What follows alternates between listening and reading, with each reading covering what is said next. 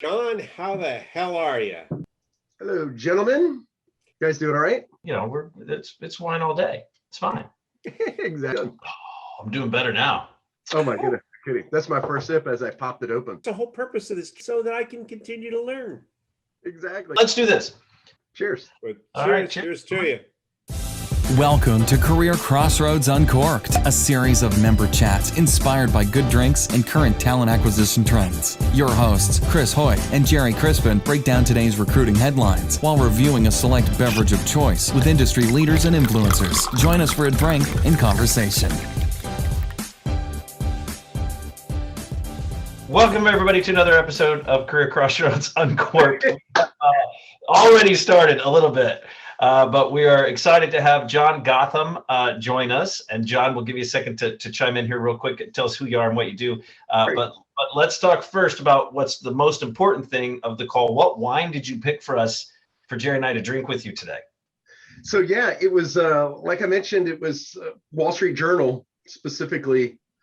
It's a Cabernet Navarra, but it came directly from a case that my wife had gotten from there, that advised from my father-in-law. So it's a 4.1 2019. So yeah. Very cool. Delicious. Yeah. All right. And so now, secondly, who are you, John? What do you do? John Gotham. I work at Kimberly-Clark. I've been here just over 10 years. Known Jerry and Chris for my duration here at Kimberly-Clark. It's been a blast being a part of Career Crossroads, but my role and responsibilities to oversee our talent acquisition, which is encompassing our North American delivery recruiting, our executive recruiting, and then our global COE. So yeah, it's a lot of fun. And so are you going to be singing any Spanish opera? I think that's the question. We need Franz Mayhew. Hopefully he's watching this, because you remember when he got up? That was hilarious.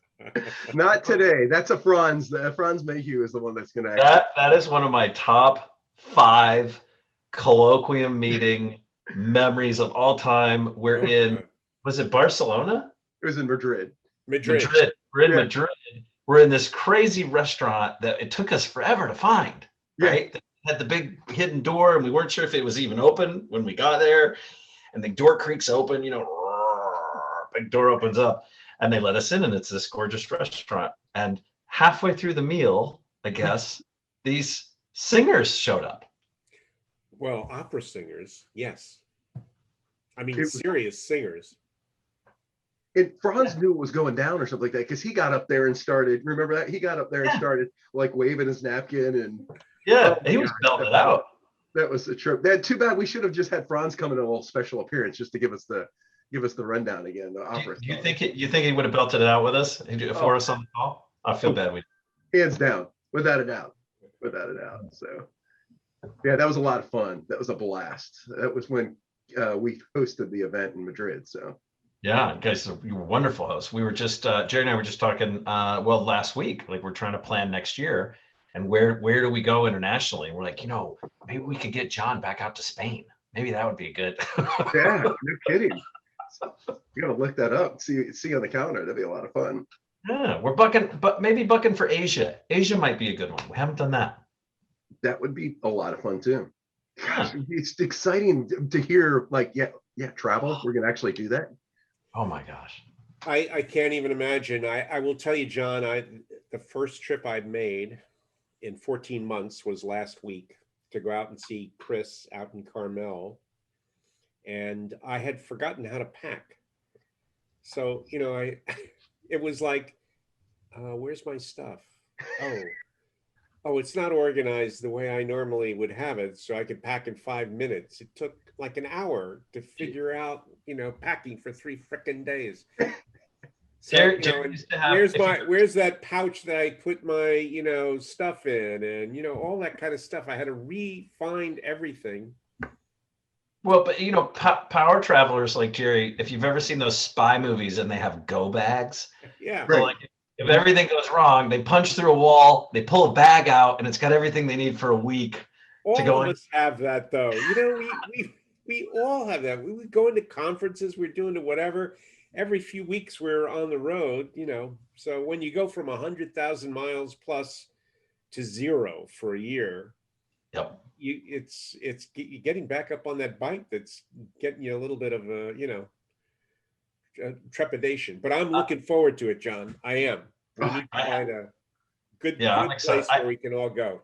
I had it down to a science, John and Jerry. I had it down to a science where I could literally would come home, take the dirty clothes and drop them at the dry cleaners, get to the home, pull 3 or 4, combos out, shove them back in the bag, and leave in the morning, leave out the next morning, and use my DOP kit in my own bathroom like I would have on the road in the hotel for a full year, just doing that. Oh my gosh, that's crazy. Yeah, it's been nice staying at home a little bit too. I'm ready to get back out. Yeah. Just kind of slowing down the pace a little bit has been nice. Although Jerry, you grabbed the Airstream during that, right? Yes. I actually had a smaller Airstream, but I upgraded when the pandemic hit to a much bigger one. Thinking, oh my God, I may have to live in something for a while rather than this little sports thing. So yes, I now have a really nice Airstream that is just waiting for an opportunity to take a long trip south, or across country or something else. And then my fantasy is in every city stopping and having a dinner, maybe with a different sponsor. Oh, that's awesome. We've already had offers for this. Every time I tell somebody this fantasy, the vendor goes, oh, I'll do that city and that city and that city. I'm going, all right, yeah, I can do it as long as you just pay for food. Maybe we should crowdsource your US tour, Jerry, and people vote up what cities they want to see you in. I know that Madeline wants Boston and a couple of the others. I will tell you. So the cool thing, and then I'm going to shut up for a while. I just paid some money to belong to something called Harvest Host. Is the name of it. And essentially what it is they have 3,000 volunteers across the United States to put you up. So you drive in with a rig and they'll put you up for one night. You have to let them know in advance, and you have to show up during their hours so that you can say hi to them. The volunteers, in some cases, are people with room in their driveway, but in other, we're talking 3,000, but 400 of them are golf courses. Interesting.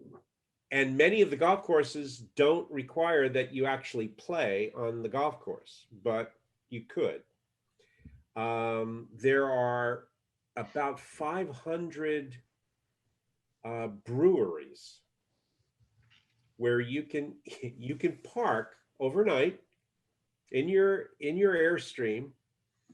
And of course, it's recommended that you go in, you say hi, you purchase something as a way of thank you, and you don't make a lot of noise and you don't mess up.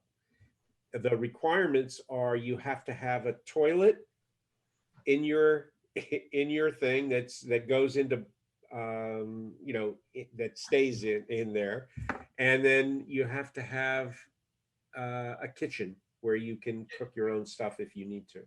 Jerry, I'm just curious. That sounds fascinating, but if it's a home with a driveway, what exactly do you have to go inside and buy?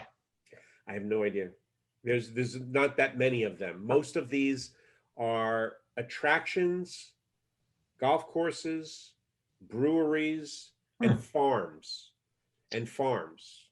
We're gonna need a tracker. We're gonna need to put a tracker on you. If that But I love the idea because you're not forced to go to a campground that may be full and maybe creating some other kinds of issues for you. But you have to be self-contained. So obviously it makes sense to bring along a generator that you can plug in and all that kind of stuff. It's interesting. My in-laws, my father-in-law retired right before the pandemic, and he's like, we were planning on traveling all over the place. So we talked him into getting an RV.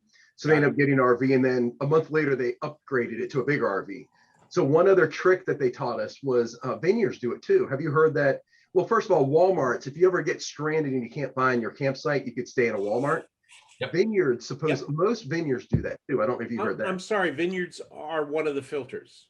I didn't say that, did I? Okay. I said breweries. So there are breweries, there are farms, there are vineyards, and so my cousin's camp out is in Cape May, and I've already checked, and I'm going to go down a day early and stay at a vineyard about 5 miles from where the campground is that I'll be for the rest of the week. Very cool. That is awesome. It is. I find this absolutely fascinating. So Jerry, do you pay for this service? You pay, I think it was $70 for a year Mhm. to be able to use their tool. So they have an app, and the app allows you to search a whole bunch of different ways. But one of the ways that you can search is to put in where you're driving from and where you're going to. And then along the way, you can filter within 10 miles of this route, what are the breweries, vineyards, whatever, and where are they? And you get a map showing exactly where they are. When you click on any one of them, it gives you information about the name of the person that you should contact, that whole thing. So you have literally everything in front of you to set up your route, and never have to spend a dime at a campground. But you're gonna have dinner anyway, so why not stop at a grill? Absolutely. That's outstanding. Or vineyard or brewery. Right. Or Yeah, farm. I have an elevated interest since the pandemic of those big Mercedes vans. Oh yeah. So Airstream has 4 variations on that, built on a Mercedes van. Yeah, and I want the wet, the wet shower, I guess is what it's called. Oh sure. So you got that in there, but my thought, like when I went to price those out for the pandemic, $250 million. it was through the roof. But the markup's crazy because of it's ridiculous. But I have a theory that when everything opens back up, we're going to see a lot of used vans hit the market, and maybe I'll pick one up then. No, I will tell you that No? if you wanted to buy an Airstream today, you would wait a year. No, I'm not talking about getting an Airstream. I'm talking about one of those big, doesn't have to be Mercedes, but those big tour vans. If big you want the big tour vans, those are Well, you know what I'm talking about. $1 million plus. John knows what I'm talking. They're not $1 million, Jerry. They're like 70 grand. They're anywhere from 70 to 150.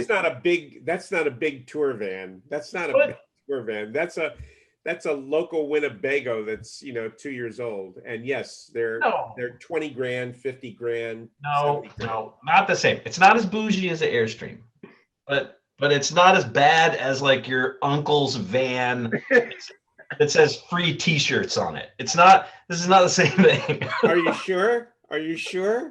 Yes, I'll have to look it up. But my prediction is that we're going to see a lot of those things go back on the market, and there'll be an opening for like used stuff where people were suddenly there's a big market lives. for all of those. There really is a big market for all of those, but they also, depending upon the who it is and the brand, after a couple years they start needing a lot of maintenance and Depreciates pretty quickly. John, have you seen that movie that just came out, Nomadland? No, I is am it good? looking forward to it. I am So good. looking forward. I'm writing it down. Tell me more about it. So it seems to be part documentary, part film, because there are an awful lot of people in there I can't believe are actors. I think they're actual people that were discovered during the film. But the key actors, the key players, Yes. are people who've won Oscars and Oh yeah. There's 4 or 5 people in there you'll recognize, but then there's just a shitload of people that I think they're a little bit more than extras. I think they're actually people that are living this lifestyle. But this woman who is widowed, it suddenly becomes this nomad. She lives a nomadic lifestyle. It's implied she lost her home, Mhm. And she was a substitute teacher, and she's done all these kind of jobs. And then when her husband passes away from this small town that they were in, the town basically shuts down, right? It loses its zip code in under a year. Right. Like it just implodes. And so suddenly she's without a home, not homeless, but without a home. And so she begins this nomadic journey in her van and finds these communities out on the road that literally travel from region to region or area to area. And apparently, and I have to validate this was the impression I got, Amazon has some sort of workforce. These right? These They do. I can workforce. validate that. It's really fascinating. I don't want to spoil anything. They do a really good job, but you would think it's going to be too slow to watch, but you're just so engaged in how she's living and the challenges that she's got and the people that she meets. And Jerry, I don't know if it's because we're burners that we love it, but there's a really, and they actually make a reference of, you know, what you pack in, you pack out, right? Leave no trace behind type of thing. And I highly recommend it. It's really there fascinating. are hundreds of thousands of people who have no home and are living in RVs in a variety of different ways all over the country. I found that fascinating. There are 50,000 airstreams in which people are 100% living in the airstream. Yeah, none of these people in the movie that brand. These are Scooby-Doo vans. Yeah. These are so modified. Add all those other things into that. So John, you have to be a nomad. I will. And what vehicle do you pick as your nomadic? Oh yeah, palace. I'm gonna do it. You know, so a couple of years ago we took. It's part of my retirement plan. Really? Oh, hands down. A couple of years ago, more than a couple, it was probably 5 years ago. We flew into Vegas, drove the RV down Vegas Strip, and then went to Death Valley. Went to Joshua Tree, and then we ended at Disney. I have kids. So then we stopped a bunch of places along the way. We fell in love with it. It was so much fun. So then we did it again. We did the whole state of Florida. Since I live in Atlanta, we went down one side of Florida, stayed in the Keys. We stayed a couple spots, stayed in the Keys for a couple of days, and then worked our way back up the other side.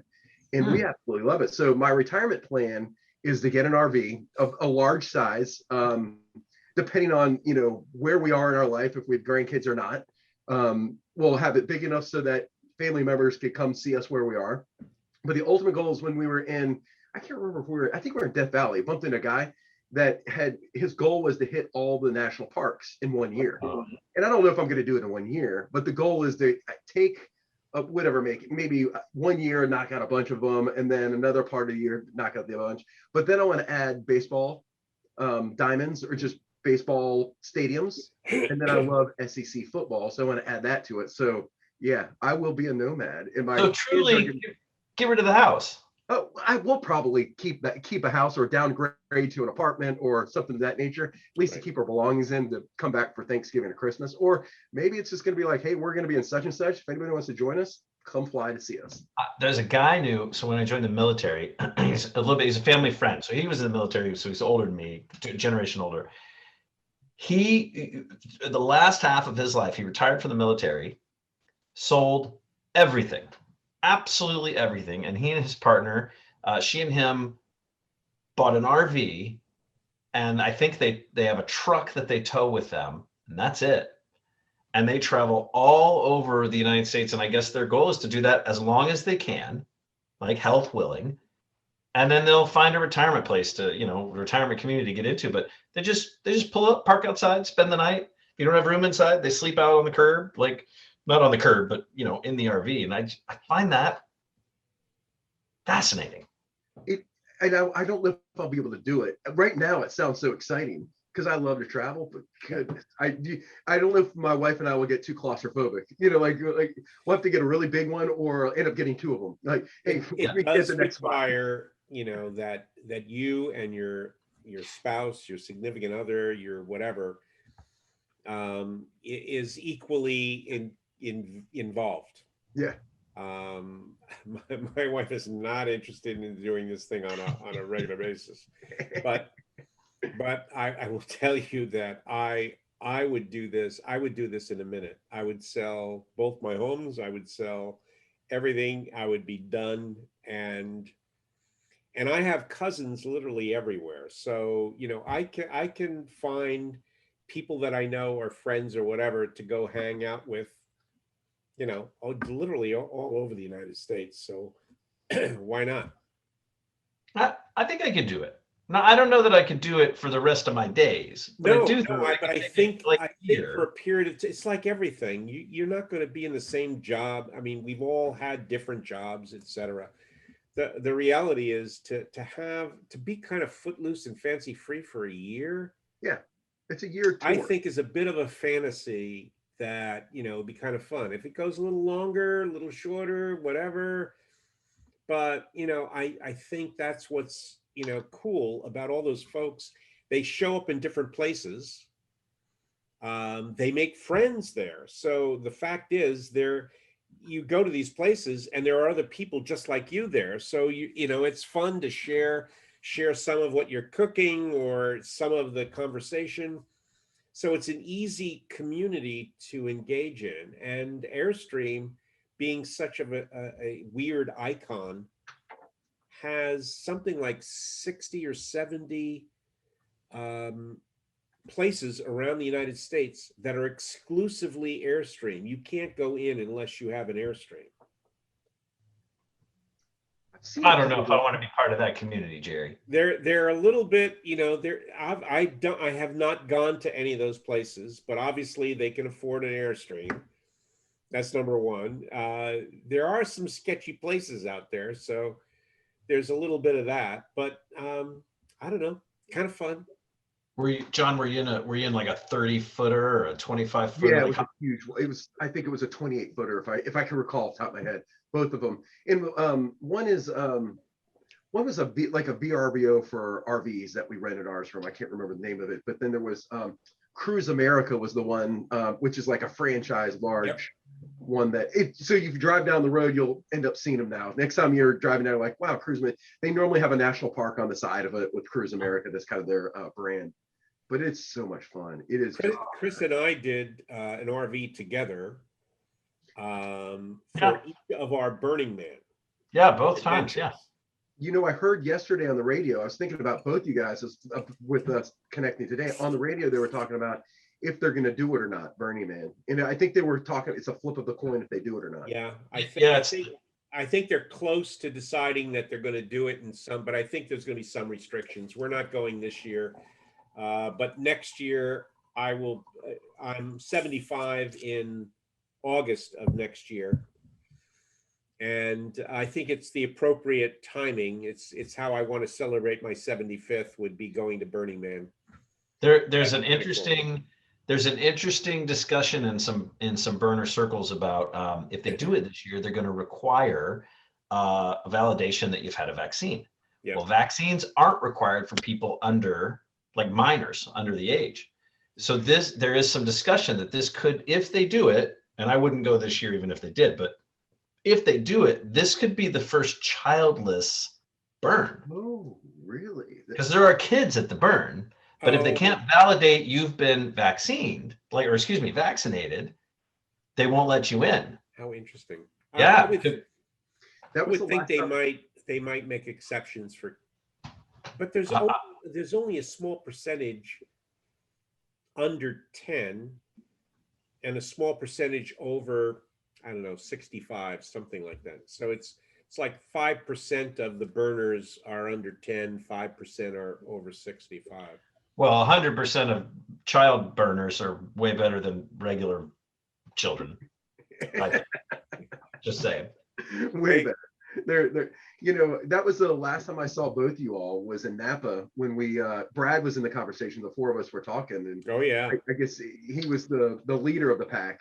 Yes, and I was like, I'm coming next time you guys do this. It just sounds like so much fun. You should think about it. It has a certain appeal. I will tell you that the conversations I've had at Burning Man have been extraordinary. I mean, really extraordinary. They've changed how we do business. Many other things that are going on, Yeah. but there's kind of a freedom to being in a place where you need a satellite phone to get the hell out to have a conversation outside of this area. So, and we did. Chris and I had a satellite phone so that I could be able to call my wife at least once a day and say, hi, I still love you and I'm still here and I'm not crazy. And, I didn't see anything at the burn that put our marriage in jeopardy. Exactly.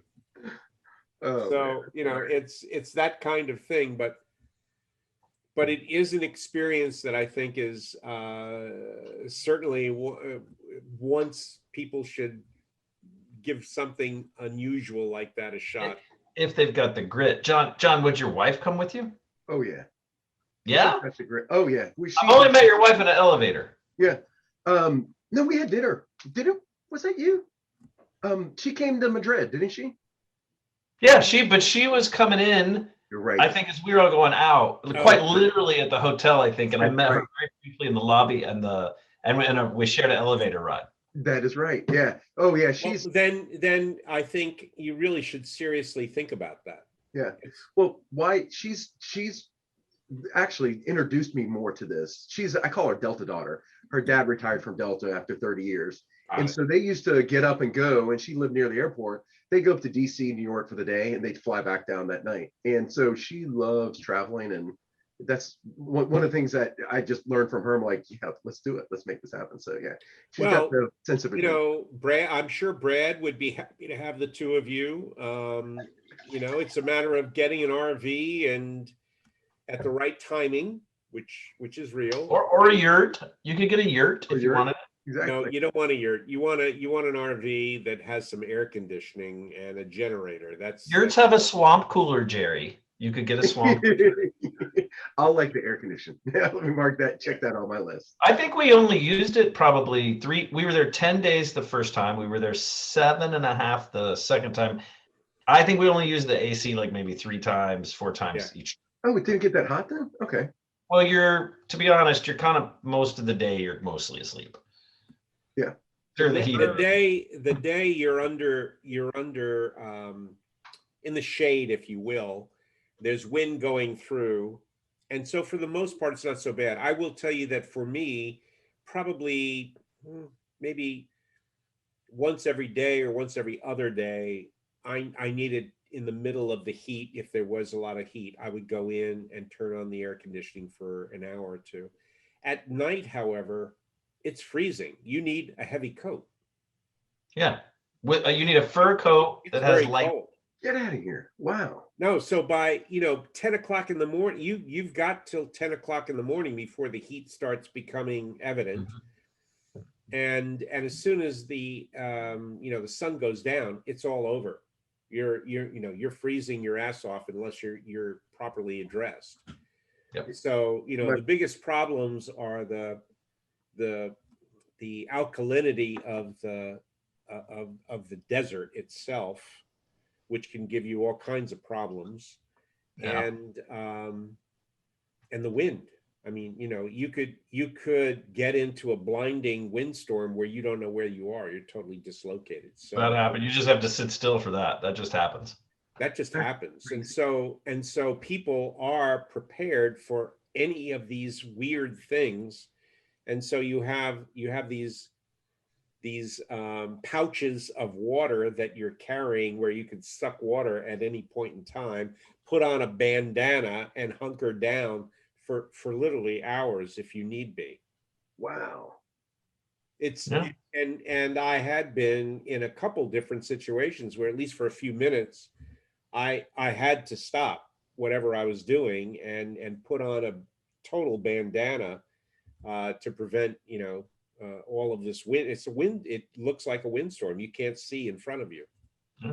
Are there a lot of bands? Is that what, do they have bands set up, or in art? It's arts and bands, if I'm correct. In the evening, it goes crazy, and there is a lot more activity around that sort. Chris can talk to that issue a little bit more than I can. I went to wine camps at night.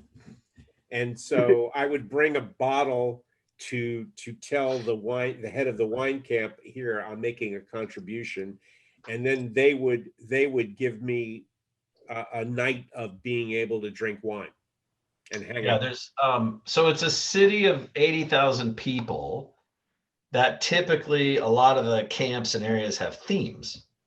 And so there is an area for like New Orleans. There's kind of a New Orleans vibe in a particular part of the grounds, right?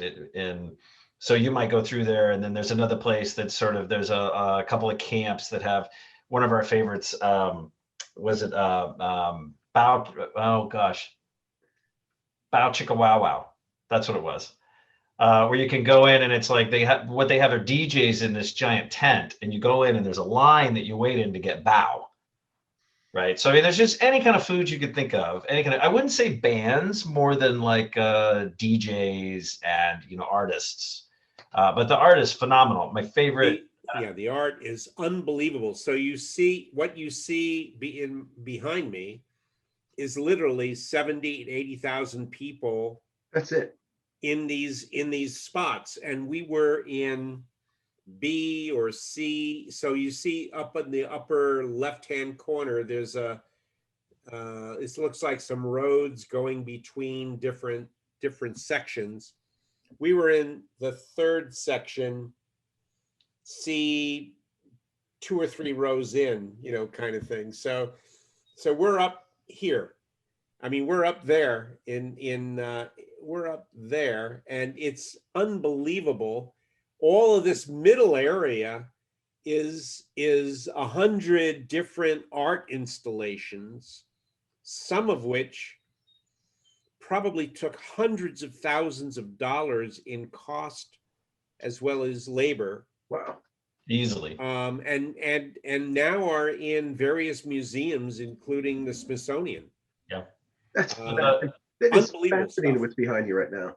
I just thought it'd be like, Bonnaroo or like Woodstock. Everybody all over the place. This is not Bonnaroo. This is an organizational structure. So you see this, it's a city with streets and alleyways and a whole bunch of other kinds of things, but they have 200, 300 doctors volunteering 24/7 to run hospitals and little stations. They have firefighters. They have John. There was a bike camp. The chain got thrown off my bike, and I was able to walk it about a mile to a camp. And their gift to the playa was that they were repairing bikes. So they put me in a chair. They gave me a beer, and my bike went in, and they fixed it. No way. It was fantastic. Came out, big hug. I rode away on my bike. There's a boot repair, shoe repair store. Like everybody brings something to the community. We locked ourselves out of the RV, and within an hour,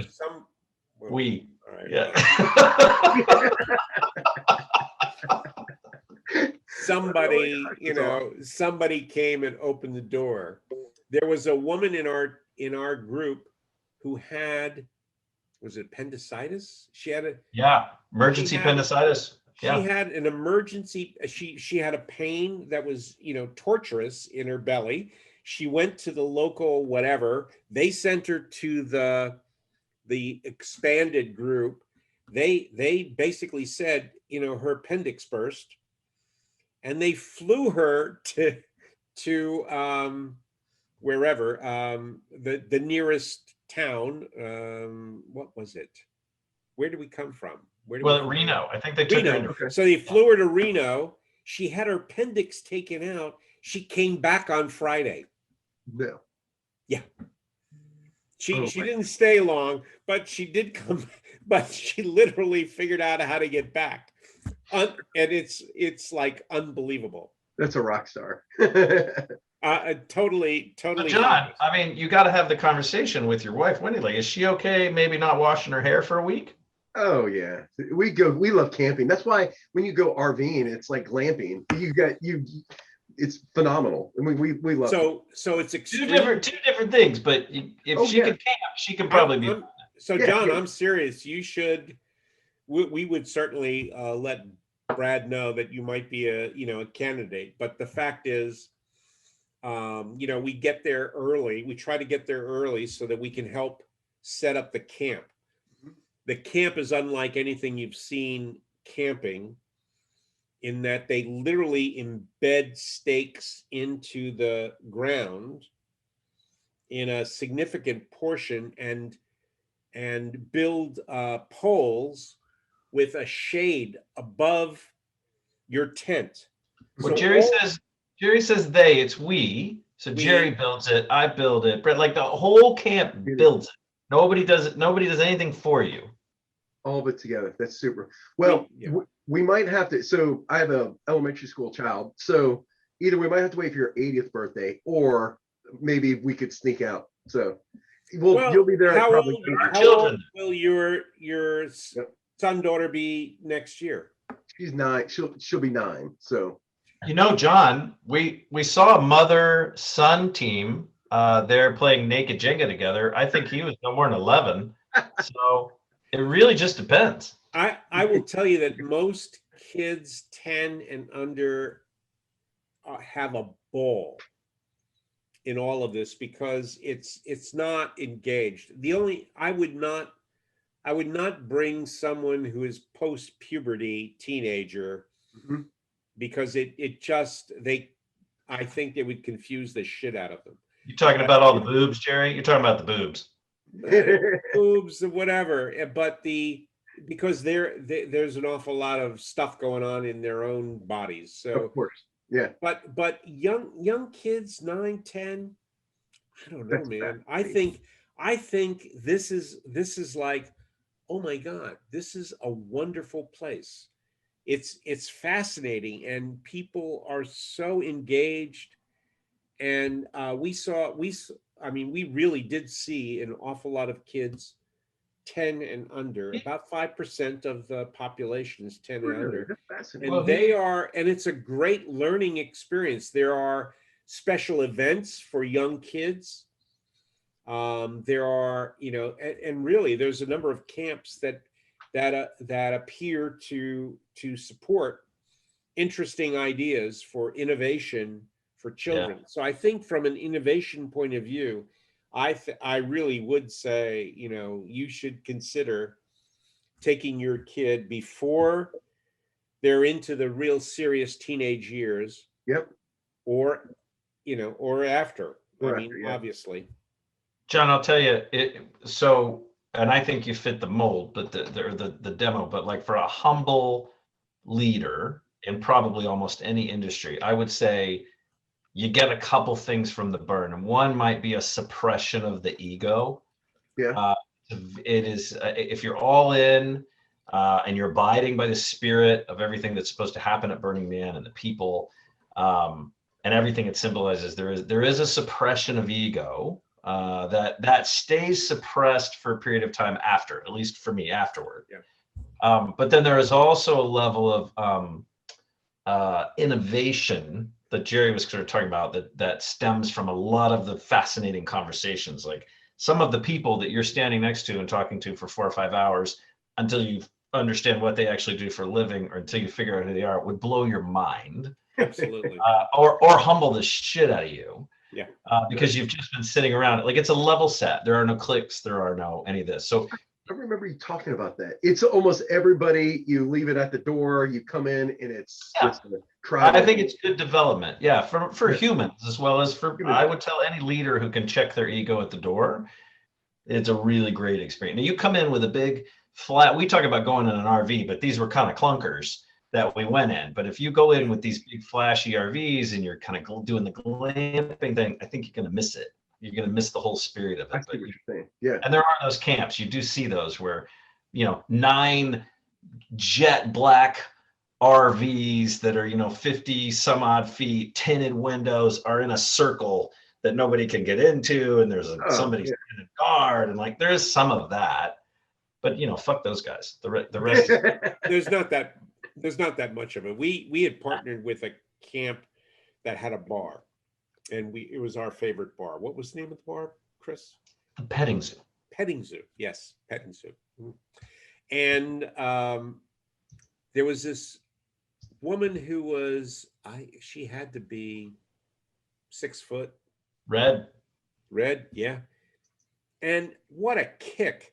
I mean, she was outrageous, but and she put in maybe 80 hours over the course of the week bartending, just giving us drinks. I mean, and this is In free spirit. in the middle of the, and she was the president of Space Camp.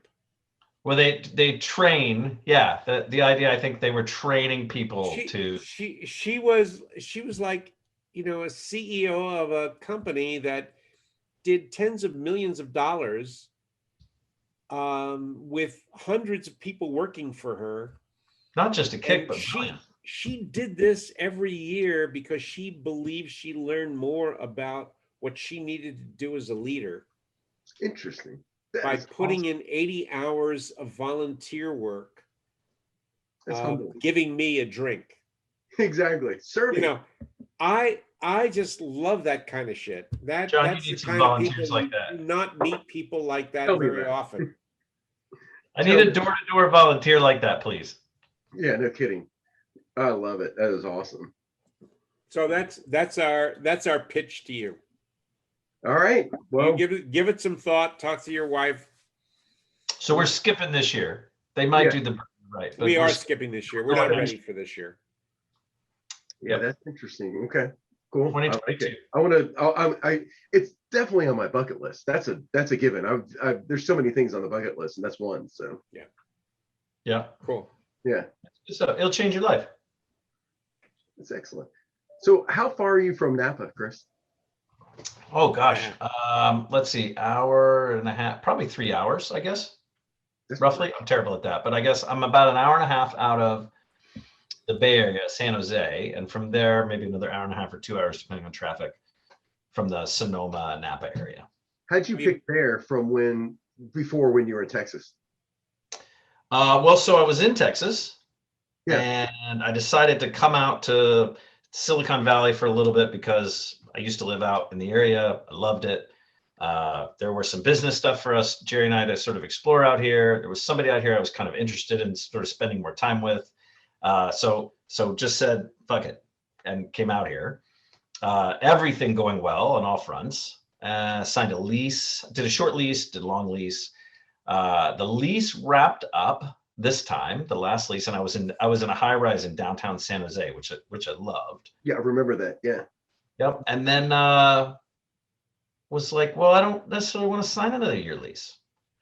And so threw everything in storage and picked a place down here, a little cottage by the beach in Carmel, and I rented it for 4 months. Awesome. Yeah, managed to talk that person into living with me. So we're seeing how that goes. It seems to be going pretty well. Yeah. The last time I talked to you, it was virtual, and you said, "Hey, check out my view," and I'm like, "That's pretty cool." It was San wonderful. Jose? Yeah, that was San Jose. That was down in San Jose. So while I've been here, there's an investment property that picked up in Austin. And so I will move from here. We will go to Austin and maybe live in that for a little while, and then maybe turn it into a rental or something like that. But back in Texas, probably in about 6 weeks. Yeah. You were down, right? Yeah, I was in Dallas. I was going to ask you, I was going to pick your brain because I'm planning kind of a fun road trip. So over 1 week trip to get back, and I'm going to go through Palm Springs. Yeah. As my first stop for like 4 days. I got an Airbnb down there. So is there anything other than Joshua Tree I should check out? I loved what's it called? Joshua Tree. And I love Death Valley. Have you, because I think that will kind of be on the route. I would never expected it. It was spring break when we went, and my wife, because we want to hit as many national parks that we can. And during that, it was during spring break. So if we went on a summer trip, it'd be way too hot. So if it's during the summer, I don't recommend it, but it was absolutely gorgeous. So if you could work your way through Death Valley, it was definitely worth the trip. And then obviously, as you work your way, you'll have to hit Vegas, enjoy a little bit. I think the idea is drive late evening for maybe no more than 4 or 5 hours, and then stay somewhere for a couple days, work, we're booking these little Airbnbs along the way. And then if there's anybody in those towns, we're dialing them up and saying, hey, come see us. We'd love to visit with you and catch up. We're vaccinated. Like, oh my gosh, let's get some normalcy. I miss some hugs. Well, let's do that all the way back. So, yeah. It is awesome. Vaccinate. Did both of you guys get vaccinated? Yeah, I'm done. Yeah, I did too. And it's liberating. It's like, wow, we could actually start to have fun again. Yeah, you can go to restaurants and, start doing stuff. Once you get your Fauci ouchie, I think you start to be able to start put the pieces back together. So it's nice. Yeah. I got my second one a week ago today. So I've got 1 week to fill it. Yeah. But it's still, the first one gets whatever X%. So I felt really comfortable after the first. So which one did you get? I got Pfizer. How about you guys? I got Pfizer. And I'm Moderna. So did you have any side effects, John? The only side effect was the old man that pricked me. I said, so, hey, where are you part of the fire department? Because of the fire department that was given. And he goes, nope, I'm volunteer. So it was kind of sore for 24 hours. That was really about it. The worst part was my wife at one of my kids' sports events. Something happened in the vent at the game, and she goes, oh, and she just didn't headbutt me. She just leaned against my shoulder because of a bad play. I'm like, oh my gosh, don't do that again. Yeah. So, but that was really about it. She was worn out a little bit more than I was. We got it together, but other than that, it was, knock on wood, it was pretty painless. It's great. I had the funniest nurse that you have ever met. And it was done through a drive-through. So I'm driving the Jeep through. She comes up, she does a little dance. She's got a World War II nurse's hat on, and hanging from her earlobes are these earrings she made out of the vials. No way. Of the vaccine. So they're just sort of dangling. And she's like, I made them myself. So she sticks my partner first, right? And she's like, well, I barely even felt that. That was wonderful. So it goes up great. And then she comes over to me and she goes, is he a bleeder? He might be a bleeder. Get the big needle. And then people are coming, like it was all theatrical, etc. And before I knew it, gone right in my arm, and it was done. Yeah, and I think the first one I didn't feel at all because she just goes boop, and walked away. Which, hey, God bless him. The gentleman that did it, he was retired and he was just giving back to the community. So he was probably 80 years old, I would guess. So. Probably an art teacher. He had no history in anything. He just liked to stab people.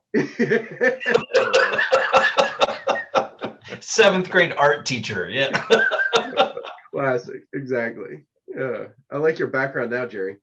Yeah, that was. So when we saw John last. Gallo. That was the last time we saw each other. Yeah. That was a great event. Right. I learned a lot at that event of a lot of different things, from TA practices to wine. So. God, that was fun. Yeah, the only thing that was unfortunate, I couldn't stay for was that Saturday?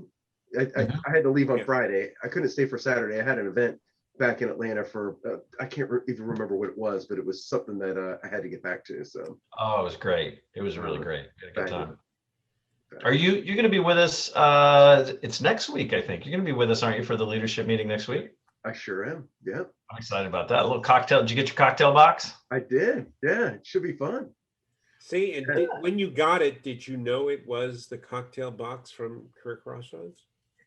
I assumed. I wasn't for sure. But then, I think I got back to my desk and looked at my computer, and Barb had something that says, you're about to get this. And this is for it. Set it aside. Don't open, or don't. I suggested we needed to send a picture of that cocktail box and remind people that, hey, if you got this, you're good, and register, because I forgot. Well, here's what Jerry says, because people send Jerry shit all the I do. I get time. A lot of stuff. And he gets cocktail mixer boxes. So when Jerry and I have a little one-on-one call, he's like, is this box from us? Is this box from us? Who's this little box? I'm like, that's our box right there. I don't know who those other two are, but that's ours. You need that for Friday. Don't open that one. Leave that one, or don't use it. Yeah, exactly. Going, I don't know.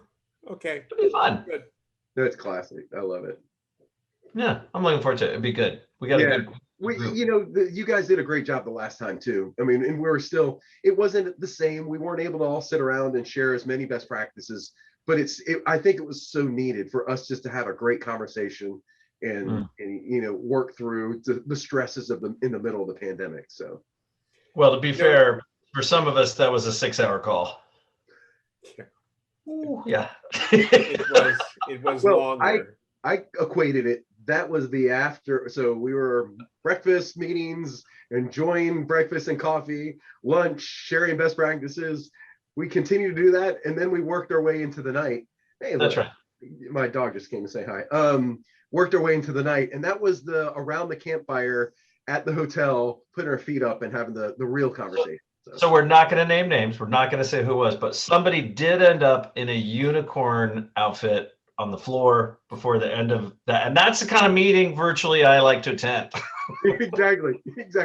You're right, because it was everybody started grabbing different head, jokes, and I was one of them wearing, I can't remember what I wore, but I wore one of them. So it was fun. We had a good time. So here's Lily. This is my dog, Lily. She just came to say hi. Hi, Lily. She's my older dog, so she's the younger dog's probably beating up on her, so she's coming to probably get some love. Oh, that's great. So you have two? I do, both golden doodles. One's 6 months old and she's about 7 or 8 now. So got it. Yeah, they go with you on the road trip? Sometimes they travel with us. So she came to either the grandparents grab her. She did come with us to when we did the Florida one, but not the one that we had to fly. So nice. So John, you have lacrosse today? I do, yeah. Are you playing or picking up? I need to know. I am watching. My two sons play on the high school team. So one is a junior and the other is a freshman. So yeah, I will be a spectator. So I'll be enjoying the game even more, I didn't know if this was warm up. This was part of your warm up for. Oh, without a doubt. This is normally we go to just a local restaurant right prior and enjoy a cocktail or two prior. So this will be my enjoy a couple cocktails prior. So that's awesome. Yeah. Hopefully I won't yell at the rest too much. I'm kidding. I don't do that. It's fine. It's fine. Yeah, it's our last game of the year too, before playoffs kick in. So it'll be fun. Yeah. Wow. And are the kids going to the playoffs? Yeah, they're going to the playoffs. They won. Our team won it's a high school team, so they won the area. So they'll be heading to the playoffs. I guess that's next week. So yeah. I have to say, I enjoyed high school. So when my kids were in school, going every Friday night and watching the game, that was a lot of fun. Yeah. It's an absolute blast. It's what I do on the weekends and during the week. It's what am I doing? I'm either taking from a carpool or going and watching an event. So, all my friends that have, well, both of you all, my friends that have kids that have grown up and that are young adults or adults, just cherish the time because it goes too fast. And I'm not mad it's over, but I do miss it. Yeah, exactly. That's what I've continued to hear.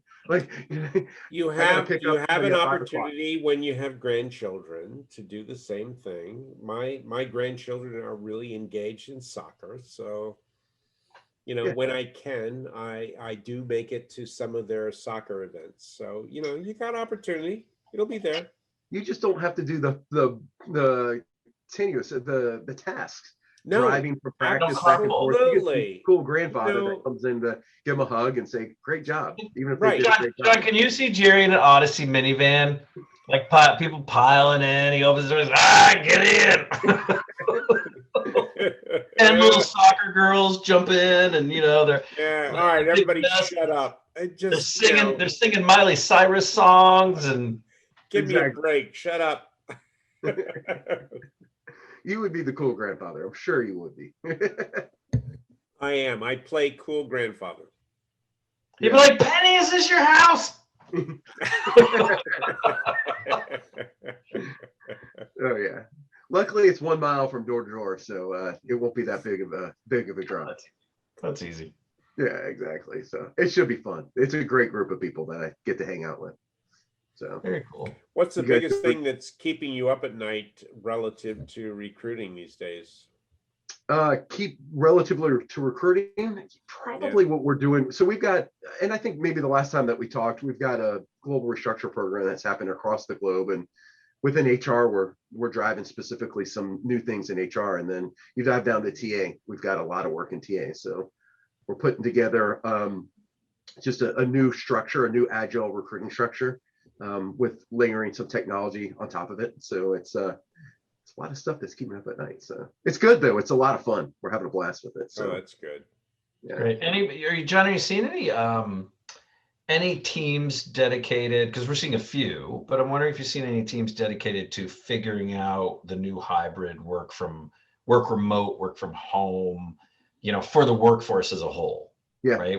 Organization, like, maybe we had an informal policy before. Everybody works from home during the pandemic, but have you seen anybody putting something together more formalized or more really structured to look at coming out of this? We are here at KC right now as we speak. We're going to have a hybrid model, and we do value the face-to-face interaction because there's a lot of great conversation that happens, water cooler talk, you name meetings in person. So we're going to start off, we describe it as likely going to be an evolution.